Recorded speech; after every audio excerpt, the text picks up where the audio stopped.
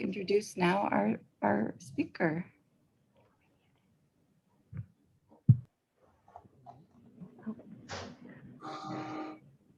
All right. Hi, everyone.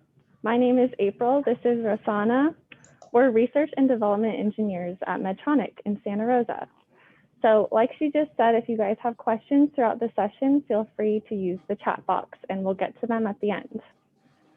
So we wanted to give you a little bit of background first on Medtronic as a company. It's the largest healthcare company in the entire world. It treats over 70 different health conditions. And over the early months of the pandemic, Medtronic actually worked with other companies to build over 10,000 ventilators to help people that were suffering from COVID-19. Over the last year, Medtronic has also helped 72 million patients with their health conditions. And one of those health conditions is the heart. So today we're going to be talking about this. Now, this is kind of like the size for a T-Rex or a really big animal, right? But our heart is actually the size of your fist. So I want everyone to make a fist, right? And now instead of putting it like where we say Pledge of Allegiance, we're actually going to move it a little bit more towards your center. And that is where your heart actually is. So if you guys can see, me and April, we have different size fists, different size hearts. All right. And now April is going to give us a cool question. Yeah, so we'd like to do a poll question. If your heart is the size of your fist, how much do you think your heart weighs compared to household items that you might have around your house? So if we could pull up the poll question, number 6.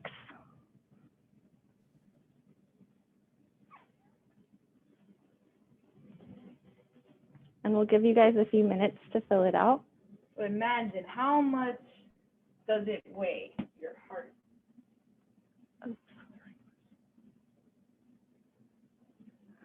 Actually, can we switch it to the fun facts number 6, please?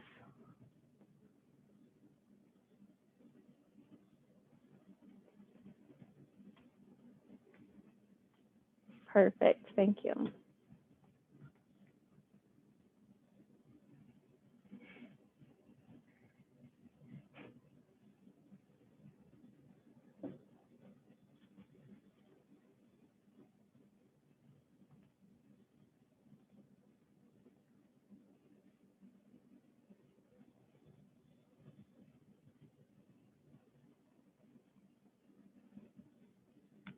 All right, get your last answers in.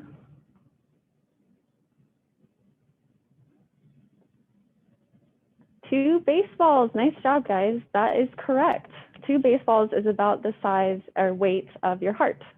Great job. Awesome. So also today we're going to talk about the heart, right? So the heart is a pump. It's a giant pump that helps us get blood from our pinky toes all the way to our head. So how does our heart do this, right? So I want you guys to think of the heart like a house. And in a house, we have rooms and we have doors. So we're going to think that blood flow, that circulation, it's going to go from the top, and we're going to go into our first room. Our first room is called your right atrium. Now the blood is there, it's waiting, it's holding, and it's going to want to go through this door. And that door is called a valve. And that valve has a specific name. It's called your tricuspid valve. And it's going to open up, and it's going to let the blood to go into the next room. And that room is called your right ventricle. So now the blood is there, it's holding, and now it's going to shoot out, and it's going to go to the lungs. And in the lungs, it's going to get oxygenated, and then it's going to want to come back into the heart, into the next room, which is called your left atrium. Now it's holding there, it's waiting, and then the doors are going to open, which now we know we're going to call them valves from now on, and that's your left ventricle. Now the blood is here, but I want you guys to see something. Look how big this whole pink area is. It's a big, strong muscle because it's going to squeeze, and then it has to go out into the whole body through the aorta. And now that's how you're gonna get blood from your head all the way to your pinky toes, through your hands and everywhere else. So now we're actually gonna show you guys oh, April's gonna give us another cool question. Yeah, so now that we know that your heart is constantly pumping blood around your body, quick question, how many gallons of blood do you think your heart pumps every day? So that is fun fact number 4. So think about it. How much is this pumping every day?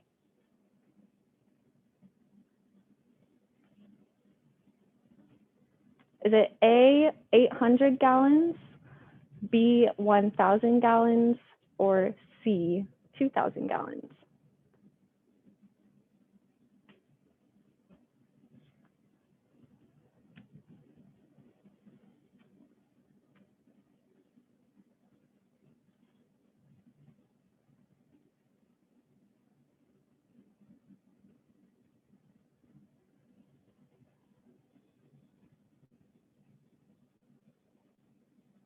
Get your last answers in. The correct answer is 2,000.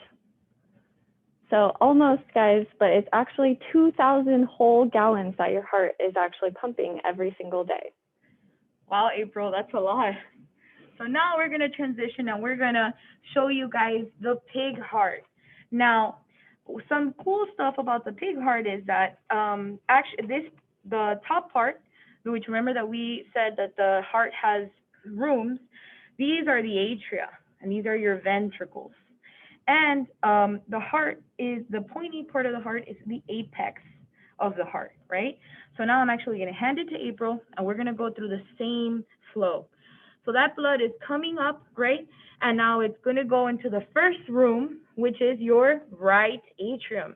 And now we're gonna open it up, and that white part that you guys see inside, we're gonna try to get it super close to the camera right here, that's actually that door that I'm talking about.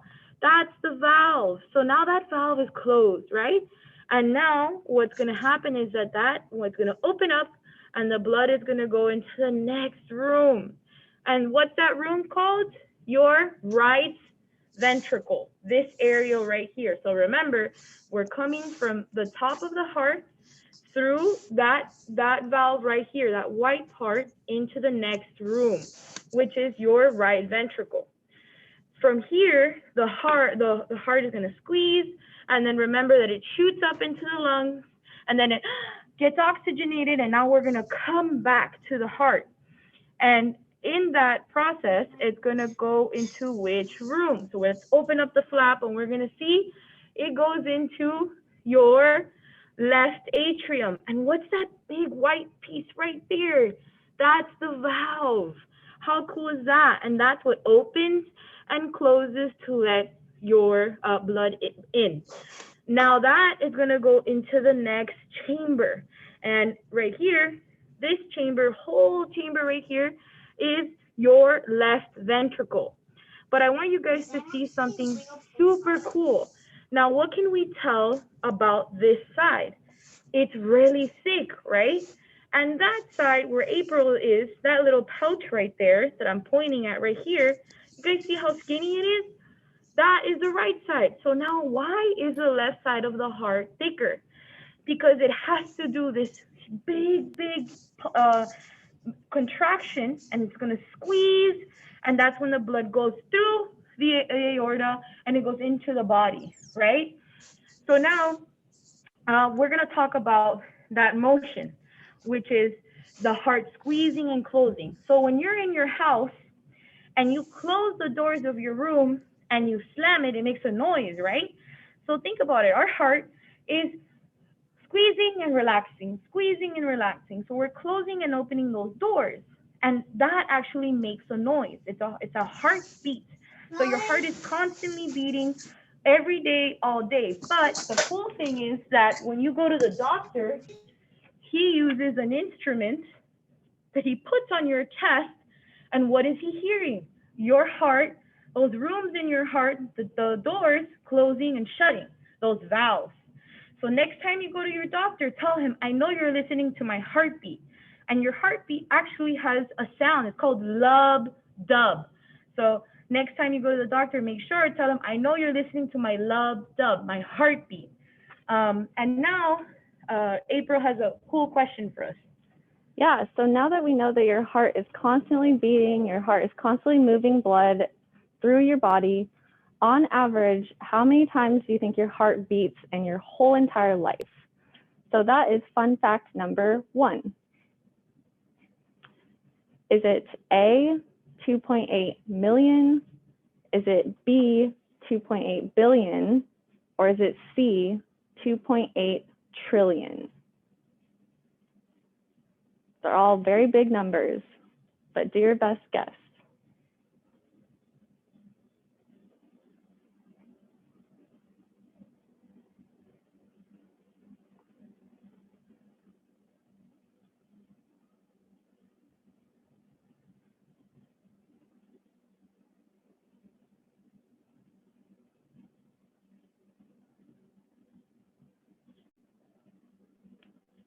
All right. Get your last answers in.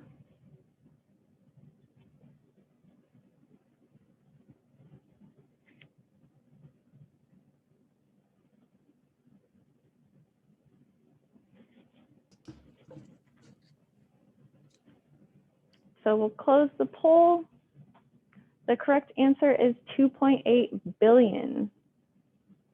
So that is equivalent to about 100,000 beats per day. So your heart is just constantly working and beating to provide blood to your whole body. Now let's do a quick comprehension check. So let's do knowledge check number 2.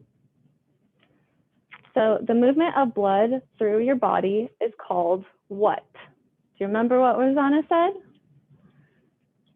Is it A, circulation, B, locomotion, C, ventriculation, or is it D, heart pacing? I bet you guys know this.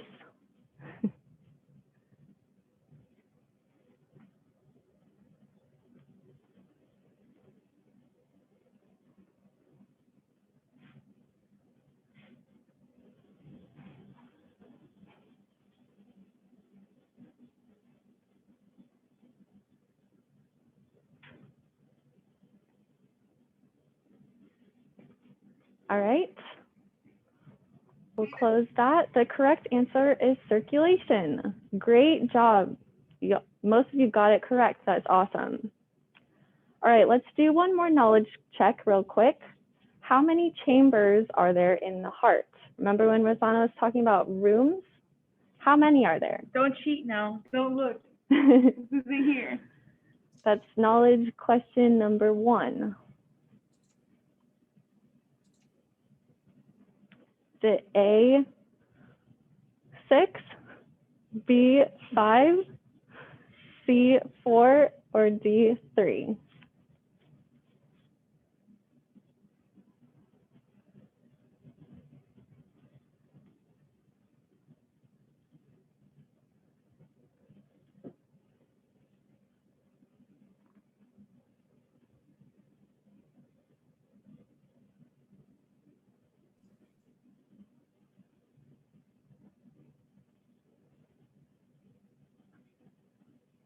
Okay, we'll close that one. The correct answer is 4. Yay, awesome, you guys got it. Great job.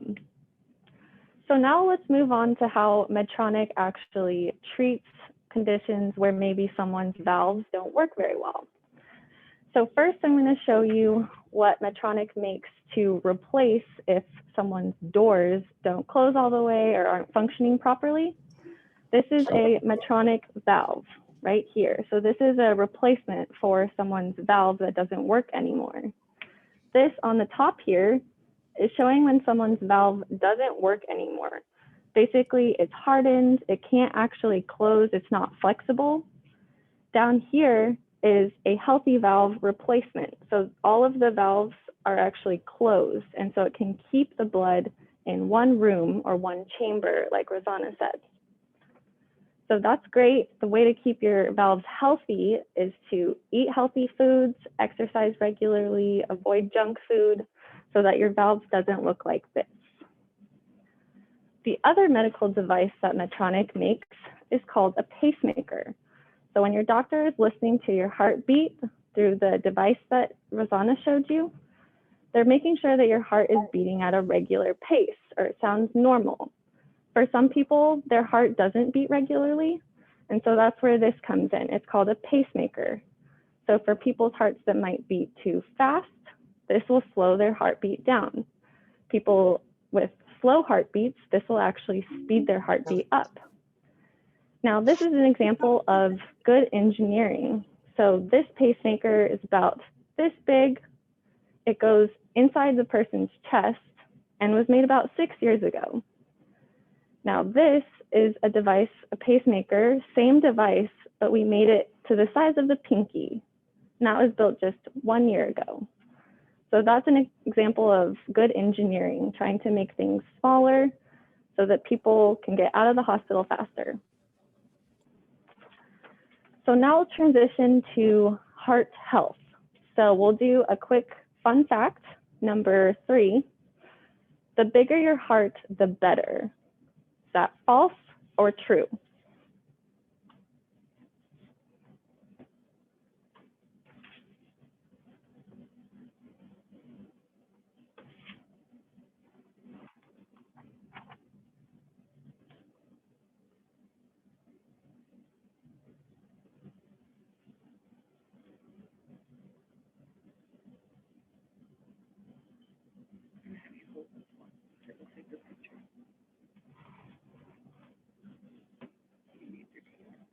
Okay.